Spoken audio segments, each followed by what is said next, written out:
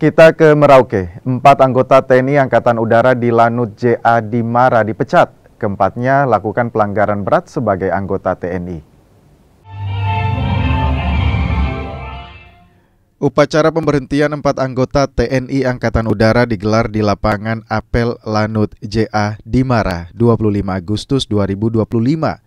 4 prajurit yang diberhentikan yakni Kopda Dedi Irawan Susanto dan Pratu Wahid Salam. Keduanya diberhentikan dengan alasan pelanggaran disersi. Sementara 2 orang lainnya yakni Prada Oktama Sanjasa dan Prada Muhammad Afandi diberhentikan karena terlibat kasus pembunuhan berencana. Alhamdulillah, terima kasih rekan-rekan jurnalis terkait 4 personil yang kami buat upacara ini. Ada 2 orang personil Lanut JA Dimara yang mangkir satu sesi lebih dari 30 hari selama masa damai.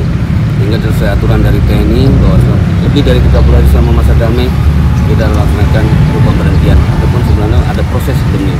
Terus yang kedua adanya kriminalitas, adanya pembunuhan berencana yang sudah ditetapkan oleh pengadilan. Dan di situ divonisnya adanya pemecatan. Demikian.